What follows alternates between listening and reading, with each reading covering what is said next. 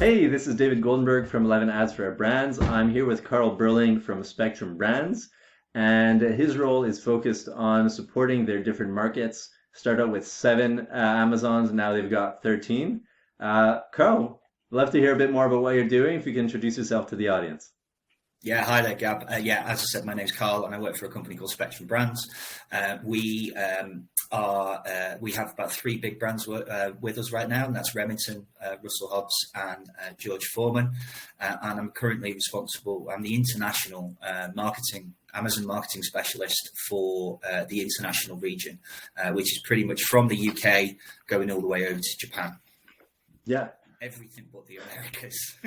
You got a bit of a UN thing going on there with the marketing. Yeah, absolutely. So I think that at least 11 different languages. Wow. Well, and you speak all of those, of course. Oh, English, thankfully. We're kind of like an airline company where the generic language needs to be English. I hear that. So before we started recording, you shared with me some very interesting things that you've also done freelance in terms of building up different brands that you brought onto Amazon. And you're sharing, just this long experience on Amazon of 10 years, covering virtually every discipline there is on Amazon. I think that's amazing to take a brand from 0 to 7 figures. Tell us a bit about that story.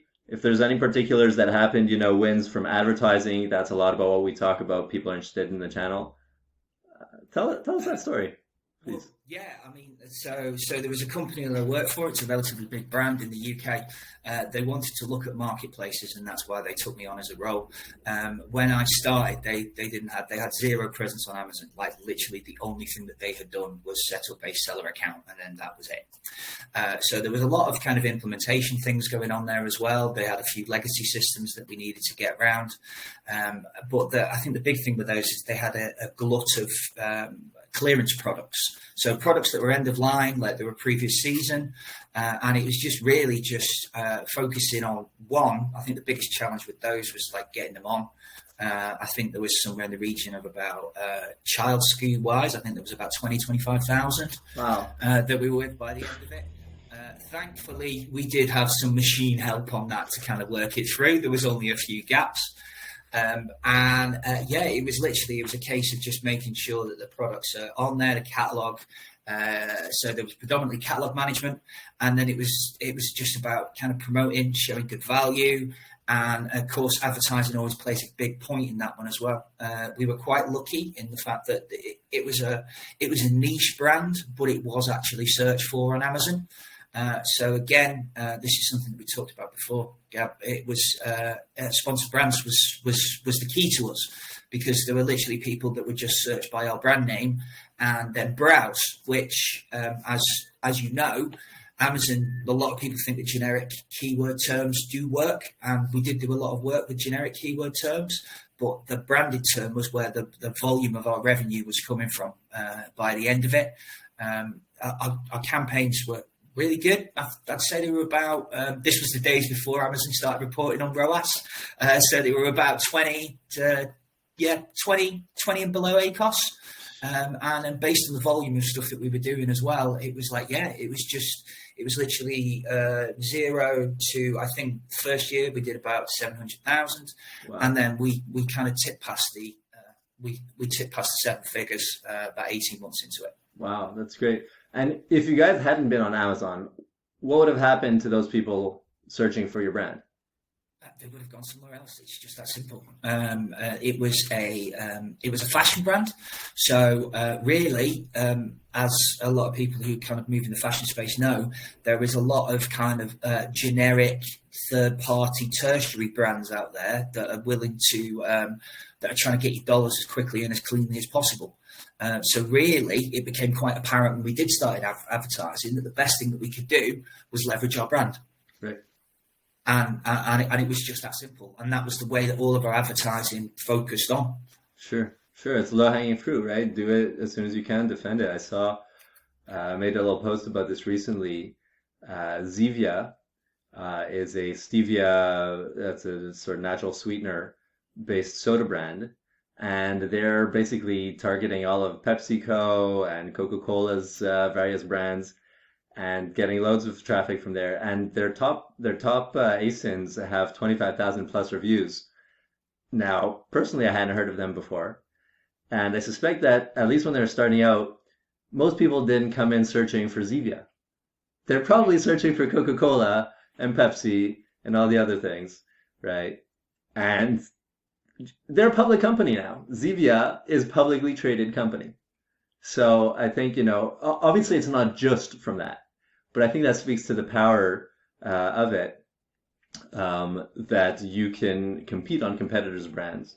And especially large brands that are well known, in fashion, in CPG, etc., need to do that.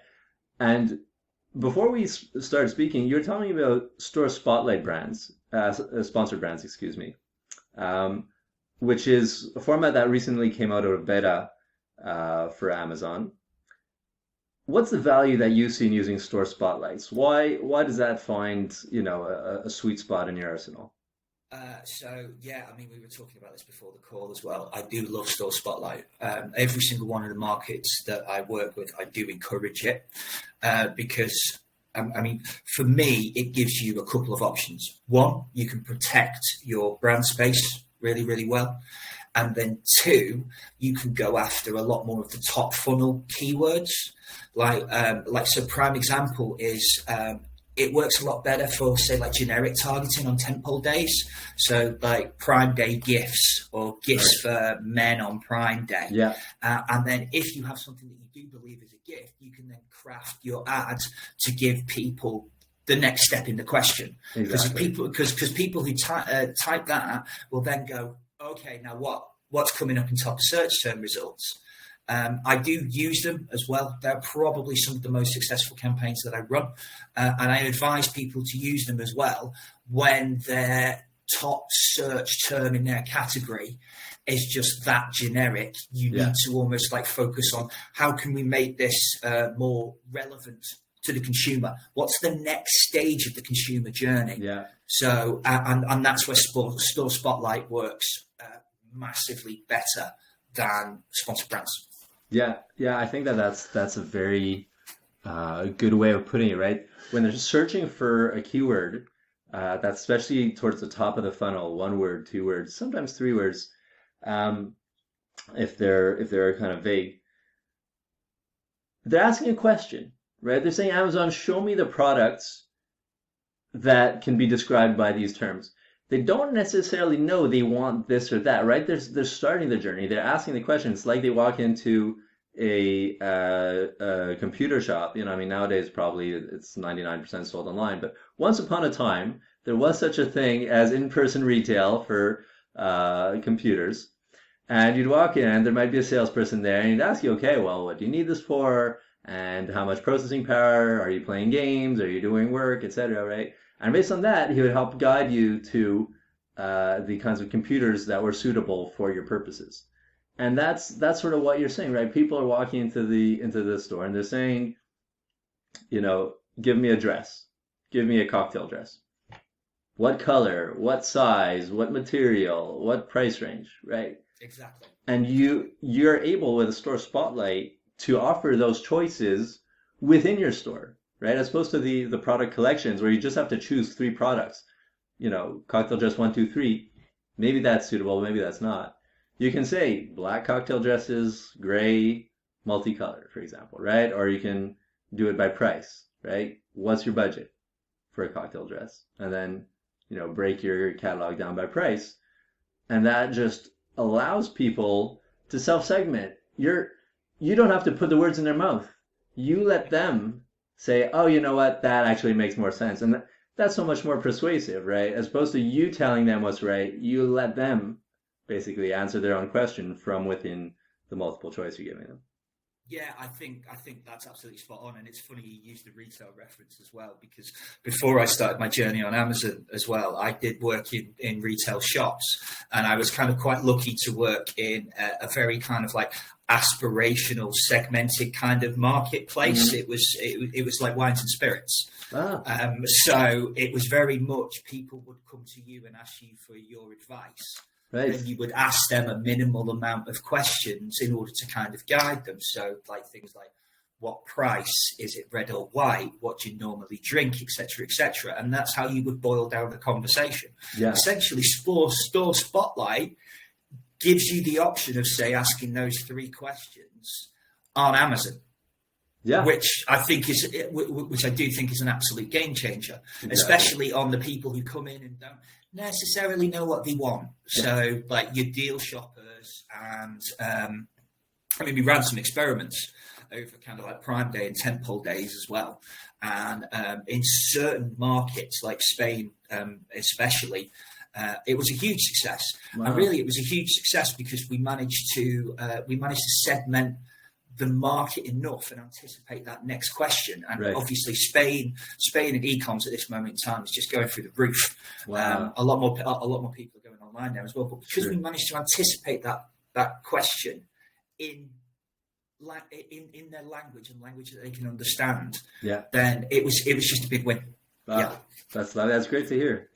I think that's also a very interesting point that you made earlier. I wanted to relate to that about, I think, their value being especially around these vague top of funnel keywords, right? The super popular keywords that everybody knows, right?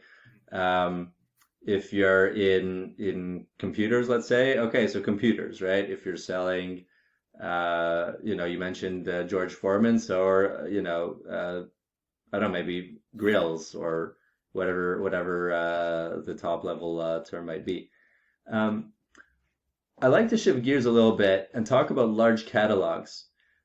You were talking about some of your work with a catalog of 13,000 SKUs. And what are you doing to get them ready for advertising, and why is that necessary in order for them to be able to advertise? And let's go from there. To be honest, so I've been helping out somebody. And they are 13,000 SKUs. So first and foremost is catalog management. It's literally, you've just got to make sure, you've got to try and find the gaps and find the white spaces in the catalog. So for example, if you've got size but it's all color variations of that one as well, bundle them together. And sometimes, like if you've got, like, say, 20 variations of colors in some cases as well, just try and go for the best common denominator you can offer. So really just kind of move everything by range, work to see which sizes are the most bought, and then that's your basis. Right. The next basis is, if you are going to advertise, make sure you've got enough stock, without a shadow of a doubt. And then as soon as you've got that, it's really just about knowing your product and knowing what will appeal to consumers. Now, you can get that from search term data. So you will have an idea about which colours, which sizes will appeal to consumers and actually certain part of consumer markets. So now that we have that, I've started to craft an advertising package for him. And one of the main things we're going to be doing is Store Spotlight, but then we're also going to be doing a lot more work on competitor stuff. So we're going to be bringing in things like product display ads, where things that we will win on colour, quality and price. And it's just about breaking that market down. And then literally, in some cases, it's almost like going through the best sellers line by line and seeing if you've got a gap. Right. Of course, it takes a long time, as with everything as well. Some tools do help in this situation. Yes, clearly. Just to try and get everything down. But it's just, it's a lot of fun. It's been the most stressful, but it's probably been the most fun that I've had, having to deal with this massive catalogue array, because it was so much outside of my comfort zone. Nice. And it isn't one size fits all. No. I know that some people, I know that you don't say that it's one size fits all, but it's very much, each business has its own individual needs, and you need to adapt and kind of change to those, and ask a lot of questions as well. I don't think, I've worked with some agencies before, and I don't think they ask enough questions. Yeah, I hear. It's there's a tendency, if you had success doing one thing, to try to do that again the next game. I think something you said there is very interesting. You're talking about focusing on, what sizes, for example, are the most bought and so on. Um, it's interesting because when you think about it, it ties back to what we were saying just a moment ago about the segmentation thing, right? If size is one of the main criteria, right? So then it almost like just it can be self-evident at times how you should segment the audience, right? Because you have multiple options, right? To take the dress example, it could be size, it could be color, it could be price, it could be material, it could be sleeves, no sleeves, the length of the dress vertically, etc. There's so many, but when you see, oh, people themselves are shopping, right? In the keyword data, in terms of what they're clicking more, what they're clicking less, you know, advertised report, purchased ASIN report, all these things. It kind of helps you figure that out. Yeah. Yeah, let me. So I can give you a great example, and this is a personal example with me. I'm 6'3", Ah, so I struggle with buying a lot of things off the rack in terms of my size. Now I basically have two options. So if I want to buy, say, like branded goods, I will generally go for the size or possibly the next size up from what my body shape is, and that's partly because I need to get the length. right. Or I will then shop, and there are certain businesses out there that will produce longer length clothing, especially for the top half of the body, Right. and that in itself is a niche that can be Right. exploited. Yeah. And to be perfectly honest, and if anybody's working in fashion on the channel now, then this is a hit for them as well. There is not enough for it on Amazon, Ah. because I don't shop at Amazon for clothing because of the fact that the lengths and the sizing are just not, Hmm. they don't meet my needs. Yeah. But then if somebody was to go and do that in say like fashion and stuff like that, it might be a win for them. But Yeah. again, it's about all the research and various things. So Exactly. again, it's kind of like a personal example, and it's just about where you should pitch your strengths to. And it kind of goes back to that whole thing of know your product, Yeah. and know the niche in which you're trying to fit in, and then looking to actually exploit it. I hear that. I hear that 100%. Um, so I see we're coming up on time. If you can leave people with, a little insider tip that not a lot of people know for optimizing their ads. Some hidden report in date in some hidden data in reports that most people aren't looking at. Some neat tactic on targeting, on messaging. What words of advice can you share that are a bit more advanced for the audience? I would say, if anything, go to the detail. Go to the detail. It involves pulling out reports. Now, it involves pulling out reports from AMS, from Vendor Central if you're on Vendor Central, or then keyword terms that you can get from kind of like various other tools and things like that. But if you work with the filters and you play about with the data is where you will win. And it is just that. And that is the one size fits all approach that I have used with every business, whether or not I've been working on advertising or just content optimization. So always go down to the detail level, but of course that takes time.